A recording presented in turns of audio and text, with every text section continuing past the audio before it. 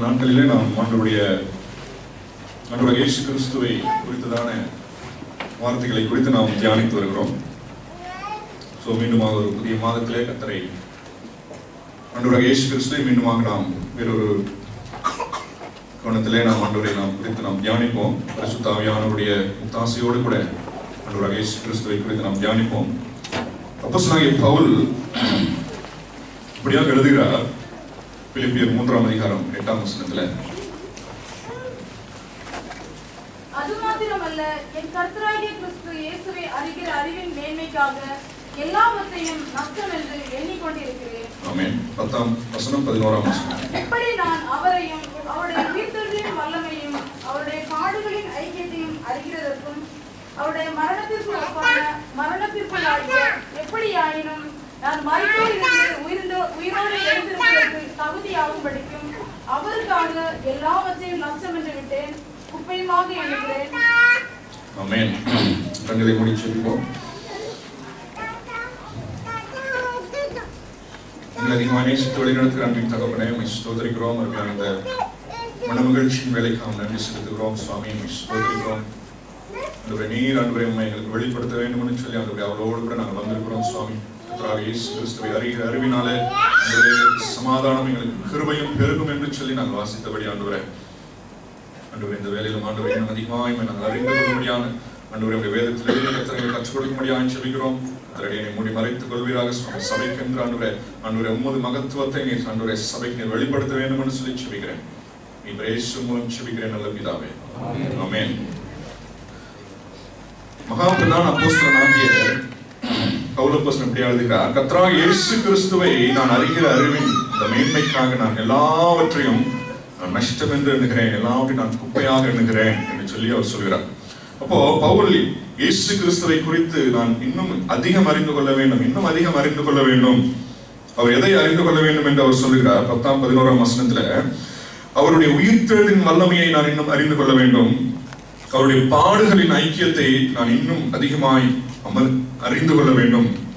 அவரை குறித்து நான் அறிய எப்படி ஆகிலும் அவருடைய உயிர்த்தெழுதலில் அவருடைய வருகையில எப்படி ஆகிலும் நான் மிஸ் ஆயிடாம ஆராதனையில நான் ஆராதித்தது போல ஆண்டவராகிய இயேசு கிறிஸ்து பிரதான தூதரோடு கூட வருகிற பொழுது நான் எப்படி ஆகிலும் அவரோடு கூட நான் கடந்து செல்ல வேண்டும், அதுக்காகவே நான் பிரயாசப்படுகிறேன் என்று சொல்லி அப்போஸ்தலனாகிய பவுல் எழுதுகிறார்.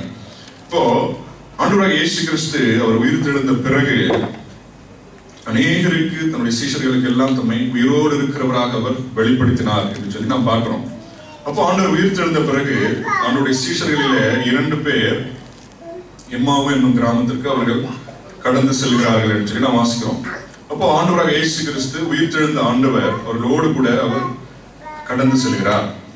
கடந்து செல்லும் பொழுது ஆண்டவர் அவர்களை பார்த்து கேட்கிறார், நீங்கள் இவ்வளவு துக்கமாக இருக்கிறீர்களே, இதனுடைய காரணம் என்ன என்று சொல்லி அவர்களை கேட்கிறார். அப்போ நமக்கு அந்த பகுதியெல்லாம் நமக்கு தெரியும். அப்போ அவர்கள் சொல்கிறார்கள், ஆண்டவராகிய இயேசு கிறிஸ்து என்று ஒருத்தர் இருந்தார், அவரை தான் நாங்கள்லாம் நம்பிக்கொண்டிருந்தோம், கடைசியில் அவர் மரித்து போய்விட்டார், இந்த சங்கதியை குறித்து தான் நாங்கள் யோசித்து கொண்டு போகிறோம் என்று சொல்லி அவர்கள் மிகுந்த துக்கத்தோடு கூட ஆண்டவரோடு கூட அவர்கள் பேசுகிறார்கள். அப்போ ஆண்டவர் அவர்களை பார்த்து 3.5 ஆண்டுகள் அவரோடு கூட இருந்து தங்கி அவருடைய வல்லமையை கேட்டு அவருடைய வார்த்தைகள் எல்லாம் கேட்டு அந்த சீஷர்களை பார்த்து ஆண்டவர் அவர்களுக்கு ஒரு சர்டிபிகேட் கொடுக்கிறார். லூக்கா 24ஆம் அதிகாரம் 25ஆம் வசனம்.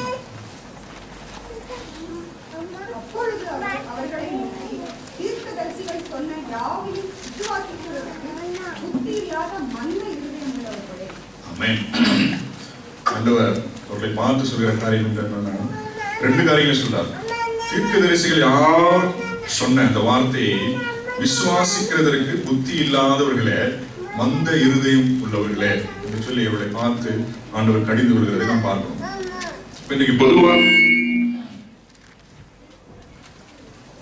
பொதுவாக சபையில இருக்கிற, உலகம் முழுவதும் இருக்கிற, பொதுவாக கிறிஸ்தவ உலகத்தில் இருக்கிற 2 பிரச்சனைகள் இதுதான். ஒன்று, விசுவாசம் இல்லை, ஆண்டவருடைய வார்த்தையை கேட்கிறதுக்கு விசுவாசம் இல்லை. 2வது, கேட்கிற அந்த வார்த்தைக்கு அதை விசுவாசிக்கிறதற்கு மந்த இருதயம் உள்ளவர்களாய் இன்றைக்கு சபைகள், பொதுவாக சபைகள் இருக்கிறது. ஆண்டவருடைய வார்த்தையை கேட்கிற பொழுது ஏதோ என்னோதானோ என்று சொல்லி நாம் கேட்கிறோம், மந்த இருதயத்தோடு கூட நாம் கேட்கிறோம். அதன் பிறகு கேட்ட அந்த வார்த்தையை விசுவாசிக்கிறதற்கு நமக்கு அந்த ஏற்ற அந்த ஒரு புத்தியோடு கூட நாம் அந்த வார்த்தையை நாம் கேட்கிறதில்லை என்று சொல்லி ஆண்டவர் சொல்கிறார். அப்போ இந்த பிரச்சனையை சபையிலிருந்து நீக்குவதற்கு என்ன வைத்தியம் என்று சொல்லி ஆண்டவர் சொல்கிறார். 26ஆம் வசனம் 27ஆம் வசனத்தை வாசிப்போம்.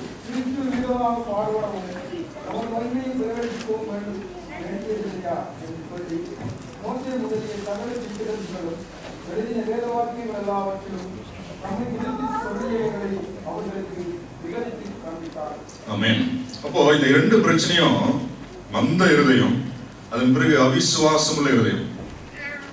இதுதான் உயிர்த்தெழுந்த ஆண்டவரை அவர்கள் விசுவாசிக்க முடியாதபடிக்கு, அவரை தரிசிக்க முடியாதபடிக்கு தடை செய்கிற இந்த இரண்டு பிரச்சனை தான் இன்றைக்கு பொதுவாக இருக்கிற காரியம். அப்போ இதை நீக்க வேண்டும் என்று சொன்னால் ஆண்டவர் என்ன சொன்னார் சொன்னா, மோசே முதல் எல்லா தீர்க்கதரிசிகளும் தம்மை குறித்து என்ன எழுதியிருக்கிறார்களோ அவர் அந்த வார்த்தைகளை அவர் விவரித்து காண்பித்தார் என்று சொல்லி நாம் பார்க்கிறோம். அப்போ ஆண்டவராக இயேசு கிறிஸ்துவை குறித்து அவரே அவர்களுக்கு விளக்கி சொல்லுகிறார் என்று சொல்லி நாம் பார்க்கிறோம். அப்போ சபையில எவ்வளவு அதிகமாக ஆண்டவரை குறித்து, ஆண்டவராக இயேசு கிறிஸ்துவை குறித்து நாம் தியானிக்கிறோமோ, நாம் அவரை குறித்து ஆழமாய் நாம் இன்னும் அதிகமாய் நாம் படிக்கிறோமோ, நம்முடைய மந்த இருதயம் நம்மை விட்டு அகலும், நம்முடைய அவிசுவாசம் நம்மை விட்டு அகலும் என்று சொல்லி நாம் பார்க்கிறோம். அப்ப ஆண்டவர் தன்னை குறித்து எழுதியிருக்கிற மோசே முதல் எல்லா பழைய ஏற்பாட்டில தன்னை குறித்து எழுதியிருக்கிற எல்லாவற்றையும் அவருக்கு விவரித்து சொன்ன பிறகு அவருக்கு என்ன நடந்ததுன்னா 32ஆம் வசனத்தை வாசிப்போம்.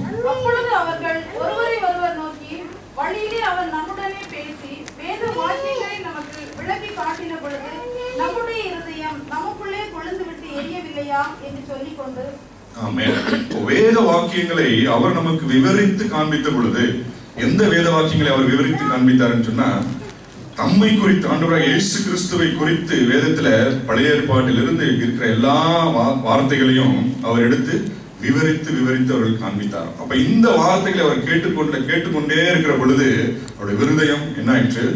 பிரகாசம் அடைந்தது, கொழுந்து விட்டு எரிந்தது என்று சொல்லி நாம் பார்க்கிறோம். சோ அவருடைய அவிசுவாசம் நீங்கினது, அவருடைய மந்த இருதயம் நீங்கினது, அவருடைய எல்லா விதமான பயங்களும் நீங்கினது, சந்தேகங்களும் நீங்கினது. அப்ப இயேசு கிறிஸ்துவை குறித்து நாம் அதிகம் தியானிக்க நமக்கு அநேக ஆசீர்வாதங்கள். நம்முடைய அவிசுவாசம் நீங்கும், நம்முடைய மந்த இருதயம் நீங்கும், நம்முடைய பயங்கள், நம்முடைய சந்தேகங்கள், எல்லா அவிசுவாசங்கள் எல்லாம் நீங்கிறதுக்கு ஒரே ஒரு வழி, ஆண்டவராக இயேசு கிறிஸ்துவை குறித்து நாம் தியானித்துக் கொண்டே இருக்கிறதான் ஒரே வழி என்று சொல்லி நாம் பார்க்கிறோம். அப்போ இன்றைக்கு கர்த்தருடைய திருப்பந்தியில நாம் கலந்து கொள்வதற்கு முன்பாக ஆண்டவராக இயேசு கிறிஸ்துவை நாம் தியானிக்கிறதுனாலே நமக்கு அநேக ஆசீர்வாதங்கள் இருக்கிறது, அநேக ஆசீர்வாதங்கள். அதுல முக்கியமான ஒரு ஆசீர்வாதத்தை குறித்து நாம் இன்றைக்கு நாம் பார்த்து அதன் பிறகு கர்த்தருடைய திருப்பந்தியில நாம் கடந்து செல்ல போகிறோம். அப்போ கர்த்தராக இயேசு கிறிஸ்துவை அறிகிற அறிவினாலே நமக்கு கிருபை உண்டாகும், நமக்கு சமாதானம் உண்டாகும், நம்முடைய பயங்கள் நீங்கும், நம்முடைய அவிசுவாசங்கள் அகன்று போகும். இதுல முக்கியமான இன்னொரு காரியம் சொன்னால், நம்முடைய பாவங்கள் மன்னிக்கப்படும், நம்முடைய ரட்சிப்பு, குடும்பங்கள் ரட்சிப்புக்குள்ளாக கடந்து வரும். குறித்து தியானிக்கிற வேலையில கர்த்தர் குடும்பங்களை ரட்சிக்கிறார் என்று சொல்லி நான் பார்க்கிறேன். ஆகவே இன்றைக்கு இந்த குடும்ப ரட்சிப்பை குறித்து, இயேசு கிறிஸ்துவை குறித்து தியானிக்கிற வேளையில நம்முடைய குடும்பங்கள் எப்படி ரட்சிப்புக்குள்ளாக ஆண்டவர் கொண்டு வருகிறார் என்று சொல்லி ஒரு 3 குடும்பங்களை குறித்து நாம் இன்றைக்கு நாம் தியானித்து கர்த்தருடைய வேதத்துக்குள்ளாக நாம் கடந்து செல்கிறோம். முதலாவது அப்போஸ்தலர் 10ஆம் அதிகாரம் 34 முதல் 43 வசனங்கள்.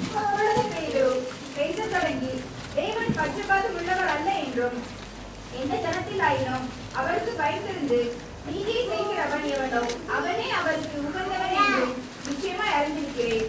எல்லாருக்கும் கர்த்தராய் இருக்கிற இயேசு கிறிஸ்துவை கொண்டு அவர் சமாதானத்தை சுவிசேஷமாய் கூறி இஸ்ரவேல் புத்திரருக்கு அனுப்பின வார்த்தையை அறிந்திருக்கிறீர்களே. யோவான் ஞானஸ்நானத்தை குறித்து பிரசங்கித்த பின்பு கலிலேயா நாடு முதல் கொண்டு யூதேயா தேசமெங்கும் நடந்த சங்கதி இதுவே. நசரேயனாகிய இயேசுவை தேவன் பரிசுத்த ஆவியினாலும் வல்லமையினாலும் அபிஷேகம் பண்ணினார். தேவன் அவருடனே கூட இருந்தபடியினாலே அவர் நன்மை செய்கிறவராயும் பிசாசின் வல்லமையில் அகப்பட்ட யாவரையும் குணமாக்குகிறவராயும் சுற்றித்திருந்தார். யூதருடைய தேசத்திலும் எருசலேமிலும் அவர் செய்தவைகள் எல்லாவற்றிற்கும் நாங்கள் சாட்சிகளாய் இருக்கிறோம். அவரை மரத்திலே தூக்கி கொலை செய்தார்கள். 3ஆம் நாளிலே தேவன் அவரை எழுப்பி பிரத்யட்சமாய் காணும்படி செய்தார். ஆயினும் எல்லா ஜனங்களுக்கும் பிரத்யட்சமாகும்படி செய்யாமல் அவர் மரித்தோரிலிருந்து எழுந்த பின்பு அவருடைய புசித்து குடித்தவர்களும் தேவனால் முன்பு நியமிக்கப்பட்ட சாட்சிகளும் ஆகிய எங்களுக்கே பிரத்யட்சமாகும்படி செய்தார். அன்றையும் அவரே உயிருள்ளவர்களுக்கும் மரித்தோர்களுக்கும் தேவனால் ஏற்படுத்தப்பட்ட நியாயாதிபதி என்று ஜனங்களுக்கு பிரசங்கிக்கவும் சாட்சியாக ஒப்புவிக்கவும் அவர் எங்களுக்கு கட்டளையிட்டார்.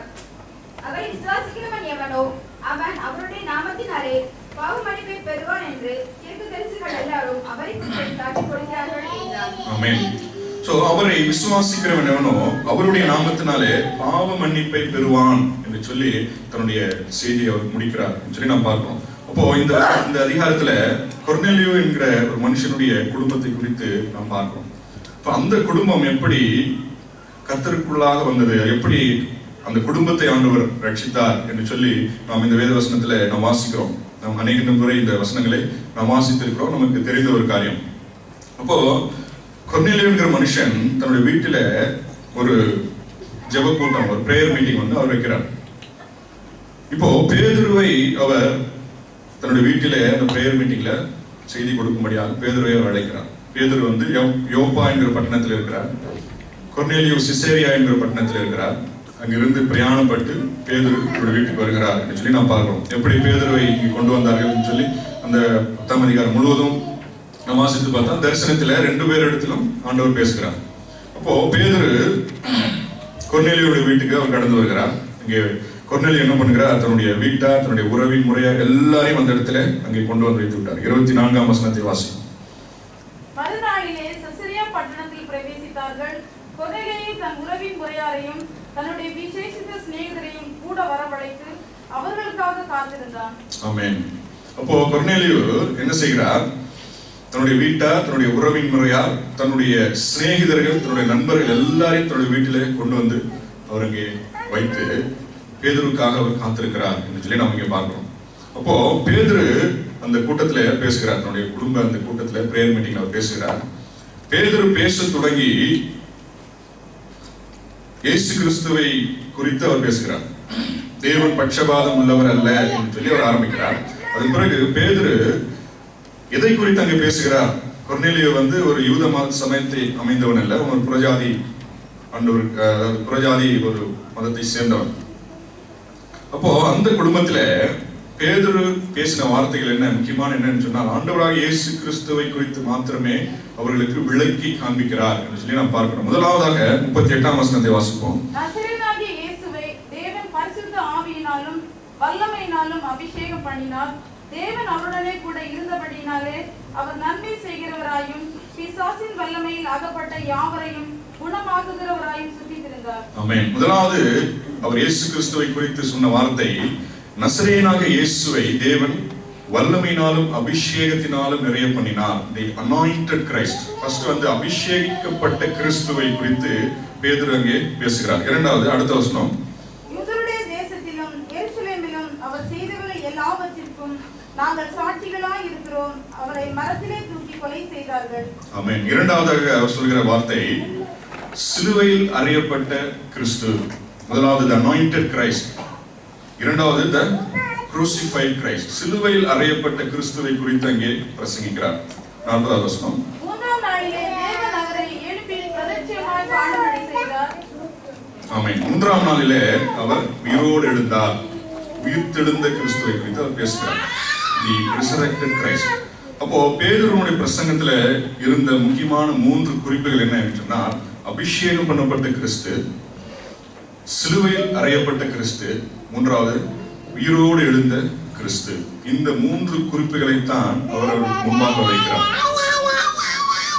ஆண்டவராகிய இயேசு கிறிஸ்து எப்படி வல்லமையினாலும் அபிஷேகத்தினாலும் நிறையப்பட்டு அற்புதங்களையும் அடையாளங்களையும் இந்த நாட்களிலே அவர் செய்து கொண்டிருந்தார் என்று சொல்லி அந்த அபிஷேகிக்கப்பட்ட கிறிஸ்துவை குறித்து ஜனங்கள் மத்தியிலே அவர் பேசுகிறார். இரண்டாவதாக இந்த அபிஷேகம் பண்ணப்பட்ட கிறிஸ்து தான் உங்களுடைய பாவங்களுக்காக, நீங்கள் ஒருவேளை கிறிஸ்துவை அறியாதவர்களாக இருக்கலாம், நீங்கள் புறஜாதியாக மக்களாக இருக்கலாம், எந்த ஜனத்தில் ஆகிலும் கர்த்தருக்கு பயந்து அவருடைய நீதியை செய்கிறவர்கள் எவர்களோ அவர்களை ஆண்டவர் ரட்சிக்கிறார் என்று சொல்லி, தேவன் பட்சபாதம் உள்ளவர் அல்ல என்று சொல்லி அந்த அபிஷேகம் பண்ணப்பட்ட கிறிஸ்துவே உங்களுடைய பாவத்திற்காகவும் என்னுடைய பாவத்திற்காகவும் சிலுவையிலே தொங்கினார் என்று சொல்லி சிலுவையில் அறையப்பட்ட கிறிஸ்துவை அவர்களுக்கு விவரித்து காண்பிக்கிறான். மூன்றாவதாக, சிலுவையில் அறையப்பட்ட அந்த கிறிஸ்து மரித்தவராக அப்படியே போய்விடவில்லை. அவர் அடக்கம் பண்ணப்பட்டு 3ஆம் நாளில் அவர் உயிரோடு எழுந்தார். அல்லேலூயா. அப்ப மூன்றாவது அவர் சொல்லுகிற குறிப்பு என்னன்னு சொன்னால், உயிரோடு எழுந்த the resurrected Christ. இந்த 3 காரியங்களை மாத்திரமே தான் அங்கே பிரசங்கம் பண்ணுகிறாங்க குடும்பத்துல. இயேசு கிறிஸ்துவை குறித்ததான 3 மிக முக்கியமான அடிப்படையான காரியம். இதுதான் சுவிசேஷம். சுவிசேஷம் என்றால் என்ன? நம்மளை பார்த்து யாராவது கேட்டாங்கன்னா, நற்செய்தி நற்செய்தின்னு சொல்றீங்களே, காஸ்பல்னு சொல்றீங்களே, சுவிசேஷம் என்ன சொல்றீங்களே, அப்படின்னா என்ன அப்படின்னு கேட்டா இந்த 3 குறிப்பும் இருக்கும். இந்த 3ம் இருந்தாதான் அது பேர் சுவிசேஷம். இயேசு கிறிஸ்து உங்களுடைய பாவத்திற்காக என்னுடைய பாவத்திற்காக மரித்தார், அவர் அடக்கம் பண்ணப்பட்டார், அவர் உயிரோடு எழுந்தார், இன்றைக்கும் ஜீவனுள்ளவராக இருக்கிறார். இதுதான் சுவிசேஷம். இதை சொல்லி நாம் வந்துட்டா போறோம். அல்லேலூயா. சுவிசேஷத்திலே வல்லமை இருக்கிறது. the power of gospel என்று சொல்லி நாம் சொல்லுவோம். நாம் சொல்லுற வார்த்தையில நம்முடைய எப்படி எக்ஸ்பிளைன் பண்றோம்ன்றதை பத்தி இல்லை. இந்த 3 குறிப்பையும் மாத்திரம் நாம் சொன்னால் இதுதான் சுவிசேஷம். அப்போஸ்தலனாகிய பவுலும் இதை சொல்கிறார். அப்போஸ்தலனாகிய பவுல் கொரிந்து சபைக்கு எழுதின காரியம் 1 கொரிந்தியர் 15ஆம் அதிகாரம் 1 வசனம். சுவிசேஷம் என்றால் என்ன என்று சொல்லி அவர் சொல்றார். அன்றியும் சகோதரரே, நான் உங்களுக்கு பிரசங்கித்த சுவிசேஷத்தை மறுபடியும் உங்களுக்கு தெரியப்படுத்துகிறேன். எந்த சுவிசேஷத்தை? நான் உங்களுக்கு சொன்ன சுவிசேஷத்தை உங்களுக்கு தெரியப்படுத்துகிறேன். இதுதான் சுவிசேஷம் அப்படின்னு சொல்றாரு. அடுத்து 3ஆம் வசனம் 4ஆம் வசனத்தை வாசிப்போம். நான் அடைந்ததும் உங்களுக்கு பிரதானமாக ஒப்புவித்ததும் என்னவென்றால், கிறிஸ்துவானவர் வேத வாக்கியங்களின்படி நமது பாவங்களுக்காக மரித்து அடக்கம் பண்ணப்பட்டு வேத வாக்கியங்களின்படி 3ஆம் நாளிலே உயிர்த்தெழுந்து. ஆமென். கிறிஸ்துவானவர் நமது பாவங்களுக்காக மரித்தார், அடக்கம் பண்ணப்பட்டார், 3ஆம் நாளிலே உயிர்த்தெழுந்தார். முடிஞ்சு போச்சு. இதுதான் காஸ்பல். இதுதான் சிம்பிள், வெரி சிம்பிள். இதுதான் நற்செய்தி. யாராவது உங்களை பார்த்து நற்செய்தின்னு சொன்னாங்க, என்ன நற்செய்தி? இதுதான் நற்செய்தி. அல்லேலூயா. இதை நாம் சொல்லிட்டு வந்துட்டா போதும்.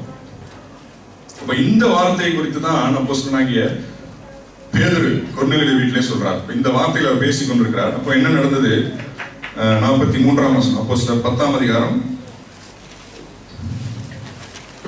அவரை விசுவாசிக்கிறவன் எவனோ அவன் அவருடைய நாமத்தினாலே பாவ மன்னிப்பை பெறுவான் என்று தீர்க்கதரிசிகள் எல்லாரும் அவரை குறித்து சாட்சி கொடுத்தார்கள் என்றார். சரி, நான் அடுத்த வசனத்தை வாசிக்கிறேன். இந்த வார்த்தைகளை பேதுரு பேசிக் கொண்டிருக்கையில் வசனத்தை கேட்டவர்கள் யாவர் மேலும் பரிசுத்த ஆவியானவர் இறங்கினார். ஆமென். இந்த வார்த்தைகளை பேதுரு பேசிக் கொண்டிருக்கிற பொழுது, இந்த வார்த்தைகளை ஜனங்கள் எல்லாரும் கேட்டுக்கொண்டிருந்த பொழுது பரிசுத்த ஆவியானவர் எல்லார் மேலும் இறங்கிவிட்டார். அல்லேலூயா. பரிசுத்த ஆவியானவருக்காக யாரும் ஜெபம் பண்ண மாதிரி தெரியல, அபிஷேகத்துக்காக எல்லாரும் காத்திருந்த மாதிரி தெரியல. எல்லாரும் இயேசு என்று யாருன்னு தெரியாத கூட்டம். எல்லாரும் முதல் முறையாக இயேசுவை குறித்து கேள்விப்படுகிறார்.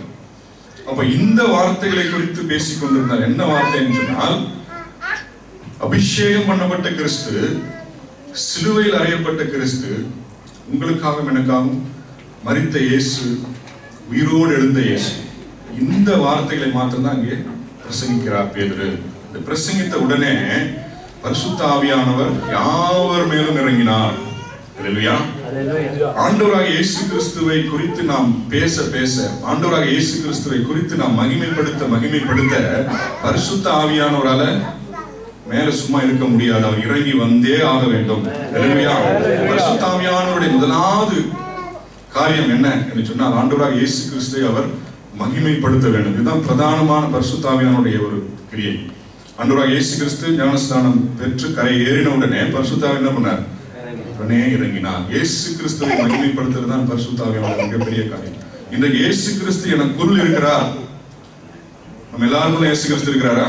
அப்படின்னா நிச்சயமாய் பரிசுத்த ஆவியானவர் வந்தே ஆக வேண்டும். நிச்சயமாய் வருவார். அல்லேலூயா. இனிமேல் நான் அபிஷேகம் பெறவில்லை, அபிஷேகம் நான் என்னதான் பண்றது அப்படின்னு சொல்லி நினைத்தீங்கன்னா ரொம்ப சிம்பிளான காரியம். அந்த சிலுவையில் அறையப்பட்ட இயேசு கிறிஸ்து எனக்குள் இருக்கிறார். நான் அவரை விசுவாசிக்கிறேன், என்னுடைய பாவங்களுக்காக அவர் மரித்தார் என்று சொல்லி, அவர் உயிர்த்தார் என்று சொல்லி, இயேசு கிறிஸ்துவை குறித்து நாம் பேச பேச நாம் மகிமைப்படுத்த பரிசுத்த ஆவியானவர் இந்த வார்த்தையை கேட்டுக்கொண்டிருக்கிற ஒவ்வொரு மேலும் அவர் இறங்கினார் என்று சொல்லி நாம் இங்கே வாசிக்கிறோம். அப்போ 47ஆம் வசனம். அப்பொழுது பேதுரு, நம்மை போல பரிசுத்த ஆவியை பெற்ற இவர்களும் ஞானஸ்நானம் பெறாதபடிக்கு எவனாகிலும் தண்ணீரை விலக்கலாமா என்று சொல்லி. அடுத்த வசனம். கர்த்தருடைய நாமத்தினாலே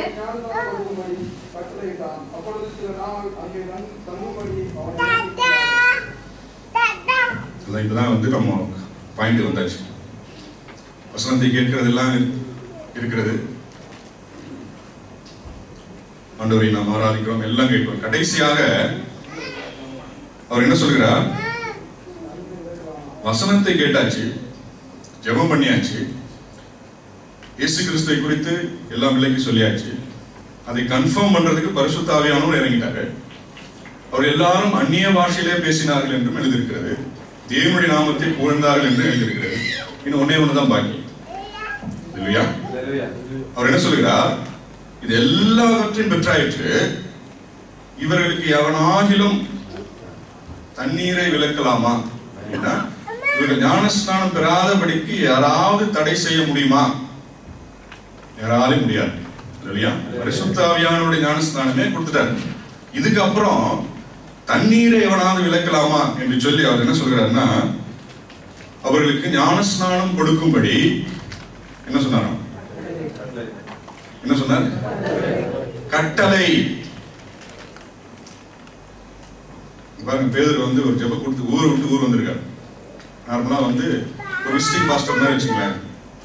அது மாதிரி ஒரு இடத்துக்கு ஜெபம் பண்ண வரும்போது கர்த்தர் நல்லவர், கர்த்தர்களை ஆசீர்வதிப்பார், வாக்குத்தத்தமான வார்த்தைகள், ஆசீர்வாதமான வார்த்தைகளை சொல்லிட்டு போகணும். அதுதான் இல்லையா? இங்க வந்து என்ன பண்றாரு? கண்டிப்பா சொல்றாரு, கட்டளை இட்டார். அப்படின்னு என்ன அர்த்தம்னா, இந்த வீட்டுல இருந்து வெளியில போற ஒரு பையன் வந்து ஞானஸ்நானம் எடுக்காம வெளியில போக கூடாது. வெளியில தொட்டிருக்காங்க, ஆயத்தப்பட்டு இருக்கு, கட்டளை கொடுக்கிறார் இல்லையா? எக்ஸ்கியூஸ் மீ பிரதர், நீங்க தப்பா நினைச்சீங்கன்னா நான் ஒன்னு சொல்லட்டுமா? அவனுடைய வார்த்தையில நான் சொல்லிட்டேன், என்னால முடிஞ்சது எல்லாம் சொல்லியாச்சு. நான் சொல்ல வார்த்தை சொல்ல, அவனுடைய வார்த்தை சொல்லுது, தப்பா நினைச்சுக்காதீங்க. கொஞ்சம் ஞானஸ்நானம் எடுத்துட்டீங்கன்னா நல்லா இருக்கும். அப்படிலாம் இல்லை இல்லையா? பரிசுத்த ஆவியானவர் என்ன சொல்றார்? கட்டளை. கட்டளை, இட் இஸ் a commandment. இன்னைக்கு பல வருஷமா வரோம், சபைக்கு வரோம், வார்த்தைகளை கேட்டு கேட்டு நிறைய கேட்டாச்சு வார்த்தைகளை இல்லையா? அபிஷேகத்துல நிறைந்து நம்ம ஆராதிக்கிறோம், நீ பாஷையில நம்ம பேசுகிறோம். ஆனா இது மாத்திரம் கொஞ்சம் விலைக்கு வச்சிருக்கோம். பார்க்கலாம் பிரதர், நெக்ஸ்ட் இயர் பார்ப்போம், அடுத்த இயர் பார்ப்போம் இல்லையா? இன்றைக்கு ஒரு சிஸ்டர் வந்து ஞானஸ்நானத்துக்கு இன்றைக்கு ஒப்பு கொடுத்துருக்காங்க சபையில. அவங்க சபைக்கு வந்து கொஞ்ச நாள் தான் ஆச்சு. அவனுடைய வார்த்தை கேட்டாங்க, விடுதலையோட ஆராதிக்கிறாங்க. இதுக்கு மேல என்ன தடை இல்லையா? தண்ணீரை எவனாகிலும் விலக்கலாமா? உடனடியாக அவருக்கு ஞானஸ்நானம் கொடுக்கும்படி கட்டளையிட்டான் சொல்லி நம்ம பார்க்கணும். இப்போ பேதுருடைய அந்த கொர்நேலியுடைய குடும்பத்துல இருந்த அந்த ஆசீர்வாதம் என்னன்னு பாத்தீங்கன்னா, ஒரே நாளில அவருடைய வீட்டார், அவருடைய உறவினர்கள், அவருடைய நண்பர்கள் எல்லாரும் ஒரே நாளிலே, அந்த குடும்பம், உறவினர், நண்பர்கள் எல்லாரும் ஒரே நாளிலே ரட்சிக்கப்பட்டார்கள். ஒரே நாளிலே வார்த்தையை ஏற்றுக்கொண்டார்கள். ஒரே நாளிலே அபிஷேகம் பெற்றார்கள். ஒரே நாளிலே அந்நிய பாஷை பேசினார்கள். ஒரே நாளிலே முடிஞ்சு போச்சு. ஹல்லேலூயா. The blessed family தான். ஆமென். இந்த மாதிரி நம்மளுடைய குடும்பத்துல இருந்தா எவ்வளவு நல்லா இருக்கும் பாருங்க. நம்ம ஊருக்கு போறோம், வெக்கேஷன்ல போறோம், இந்த மாதிரி ஒரு பெரிய மீட்டிங் அரேஞ்ச் பண்ணி பேதுரு மாதிரி ஒருத்தரை கூப்பிட்டு, நம்மளே கூட பிரசங்கம் பண்ணலாம், ஒன்றும் பிரச்சனை இல்லை, எல்லாரையும் கூப்பிட்டு வச்சு இந்த மாதிரி நம்முடைய குடும்பத்தை எல்லாரையும் ஆண்டவர் ஒரே நாளில் அபிஷேகம் பண்ணி ஒரே நாளில ஞானஸ்நானம் எடுக்க வச்சாருன்னா இவ்வளவு நல்லா இருக்கும் இல்லையா? ஆண்டவர் நம்ம குடும்பம் செய்வாரா செய்ய மாட்டாரு? பேதுரு இந்த மெசேஜ் எப்படி ஆரம்பிச்சாரு? ஆமென். தேவன் பட்சபாதம் உள்ளவர் அல்ல என்றுதான் மெசேஜ் அவர் ஆரம்பிச்சார். கொர்நேலியுடைய வீட்டுக்கு செய்தவர் நம்முடைய வீட்டுக்கு செய்வாரா செய்ய மாட்டாரா? இல்லையா? நம்முடைய உபவாச ஜெபங்களில, நம்முடைய ஒவ்வொரு ஜெபங்களிலும் அநேக சகோதரர்கள் என்ன முக்கியமான ஜெப குறிப்பு நம்ம ஜெபித்து கொண்டிருக்கிறது என்னன்னா, குடும்ப ரட்சிப்பு. நாங்கள் ஜெப குறிப்பை நாங்கள் எல்லாம் கம்பைல் பண்ணும்போது நிறைய பாயிண்ட் அதுதான் இல்லையா? எல்லாருக்கும் அந்த வாஞ்சி இருக்கு. நான் இந்த தேசத்துல நான் கர்த்தருடைய கிருபையினாலே நான் ஆண்டவருடைய வார்த்தை கேட்டேன், நான் ஞானஸ்நானம் எடுத்துட்டேன், ஊர்ல நிறைய தடைகள் இருக்கிறது, நான் இங்க எடுத்துட்டேன், எங்களுக்கு குடும்பத்துக்கு அந்த ஆசீர்வாதம் வேண்டுமே. தேவன் பட்சபாதம் உள்ளவர் அல்ல. ஹல்லேலூயா. கொர்நேலியுடைய குடும்பத்துக்கு சென்ற அந்த ஆசீர்வாதம் நம்முடைய குடும்பத்துக்கும் செய்வார். அப்போ அந்த எல்ரோகி என்னும் அந்த குடும்பமாக நாம் ஆண்டவரை நாம் ஆராதித்து, ஆண்டவருக்கு நாம் கீழ்ப்படிந்து, நாம் செய்கிற பொழுது நம்முடைய குடும்பங்கள் ஒவ்வொரு குடும்பத்திலும் அந்த அற்புதத்தை ஆண்டவர் நிச்சயமாக செய்வார். அப்ப இரண்டாவது ஒரு குடும்பத்தை குறித்து நாம் பார்ப்போம். லூக்கா 19ஆம் அதிகாரம் 9ஆம் வசனம். இயேசு அவனை நோக்கி, இன்றைக்கு இந்த வீட்டுக்கு ரட்சிப்பு வந்தது, இவனும் ஆபிரகாமுக்கு குமாரனாய் இருக்கிறானே. ஆமென். இங்கே சகேயனுடைய குடும்பத்தை குறித்து நம்ம இங்கே வாசிக்கிறோம். இன்றைக்கு இந்த வீட்டிற்கு, இன்றைக்கு இந்த குடும்பத்திற்கு என்ன வந்தது? ரட்சிப்பு வந்தது. அப்படி ரட்சிப்பு அந்த குடும்பத்துக்கு வர அளவுக்கு சகேய் என்ன செய்தார்? 2ஆம் வசனத்தை வாசிக்கிறோம். 19 2ஆம் வசனம். ஆயக்காரருக்கு தலைவரும் ஐஸ்வர்யவானுமாய் இருந்த சகேய் எனப்பட்ட ஒரு மனுஷன் அடுத்த வசனம். இயேசு எப்படிப்பட்டவரோ என்று அவரை பார்த்த வகை தெரிந்தான். அவன் குள்ளனானபடியால் ஜனக்கூட்டத்தில் அவரை காணக்கூடாமல் அவர் போகும் வழியில் முன்னாக ஓடி அவரை பார்க்கும்படி ஒரு காட்டுத்தி மரத்தில் ஏறினான். சரி, இப்போ சகேய் என்கிற மனுஷன் தன்னுடைய குடும்பத்திற்கு அந்த ஒரே நாளிலே தன்னுடைய குடும்பத்தார் எல்லாருக்கும் ரட்சிப்பை உண்டாக்கும்படியான ஒரு ஆசீர்வாதத்தை அவன் பெற்றுக்கொண்டான். அவன் என்ன செய்தான்னு சொன்ன பார்க்கும்போது இயேசு எப்படிப்பட்டவரோ என்று சொல்லி அறிந்து கொள்ளும்படியான ஒரு ஆசை அவன் வந்தது. கொண்டவராக இயேசு கிறிஸ்து. இப்போ கொர்நேலியுடைய வீட்டில் அங்கே என்ன நடந்தது? இயேசு கிறிஸ்துவை குறித்து தான் அங்கே பிரசங்கம் பண்ணப்பட்டது. மரித்த இயேசு கிறிஸ்து, உயிர்த்தெழுந்த இயேசு கிறிஸ்து, சிலுவையில் அறைந்த இயேசு கிறிஸ்து.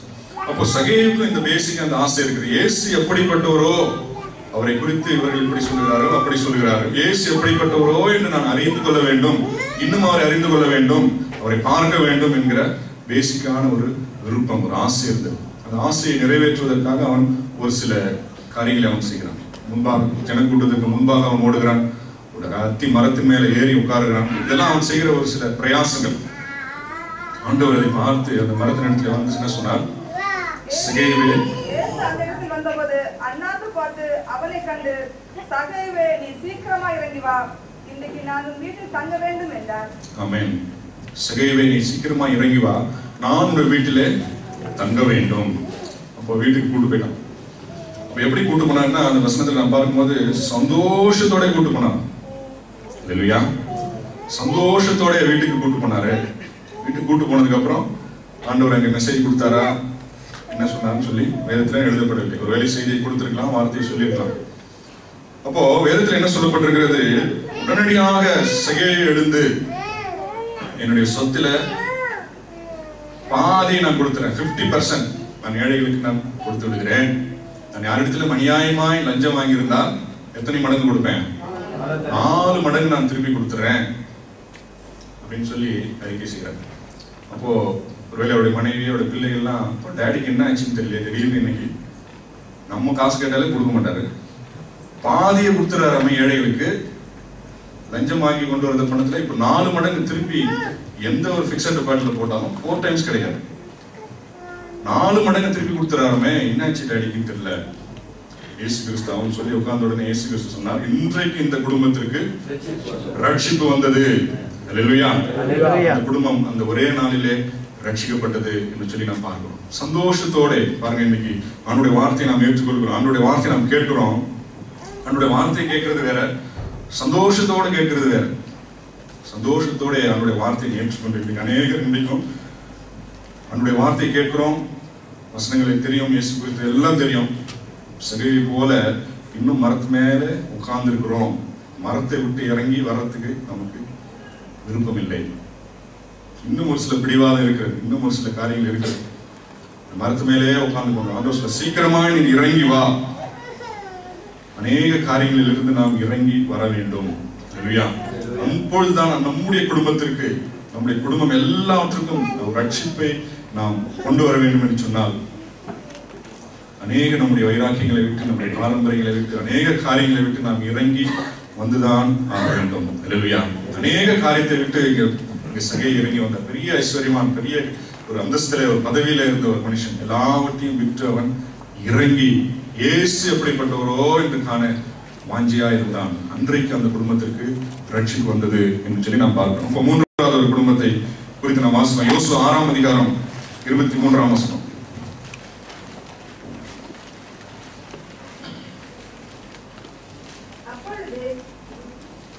அப்பொழுது வேலைக்காரரான அந்த வாலிபர் உள்ளே போய் ராகாபையும் அவள் தகப்பனையும் அவள் தாயையும் சகோதரர்களையும் அவளுக்குள்ள யாவையும் அவள் குடும்பத்தார் அனைவரையும் வெளியே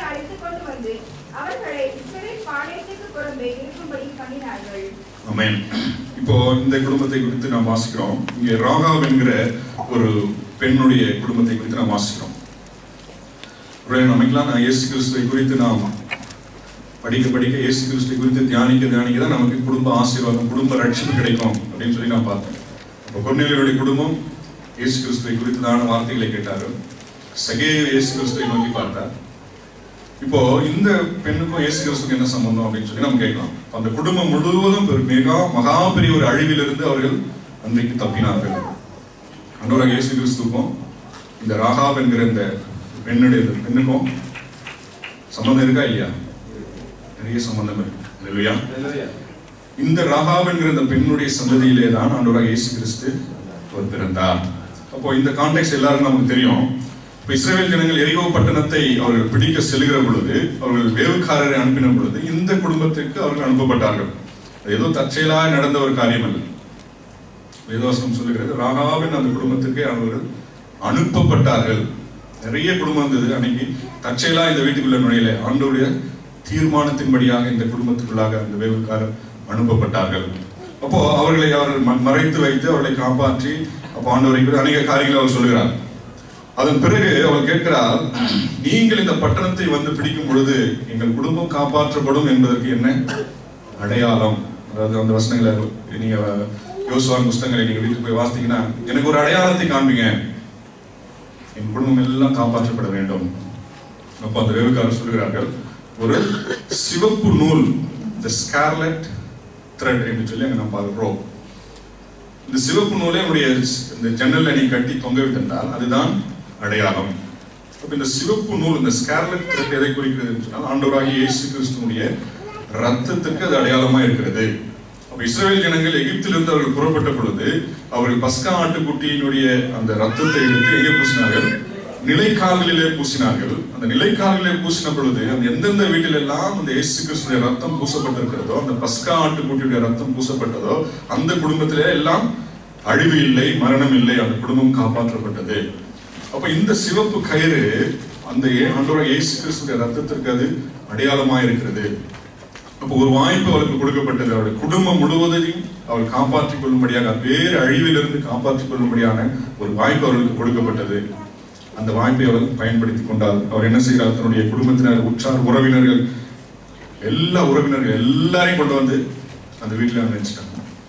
அன்றைக்கு அந்த குடும்பம் எல்லாம் முழுமையாக இன்றைக்கு காப்பாற்றப்பட்டது என்று சொல்லி நான் பார்க்கிறேன். அல்லேலூயா. அப்போ ஆண்டவராகிய இயேசு கிறிஸ்து அந்த பஸ்கா ஆட்டுக்குட்டியை குறித்து நாம் பார்க்கிறோம். அந்த பஸ்கா ஆட்டுக்குட்டியை அவர்கள் அடித்து அந்த எகிப்திலிருந்து புறப்பட்ட பொழுது அவர்கள் எல்லாரும் அடிக்கப்பட்ட அந்த பஸ்கா ஆட்டுக்குட்டியை என்ன செய்தார்கள்? புசித்தார்கள் என்று சொல்லி நாம் பார்க்கிறோம். அந்த ரத்தத்தை தன்னுடைய வீட்டின் நிலைக்கால்களிலே அவர்கள் பூசினார்கள். அந்த குடும்பங்கள் எல்லாம் இன்றைக்கு ரட்சிக்கப்பட்டது என்று சொல்லி நாம் பார்க்கிறோம்.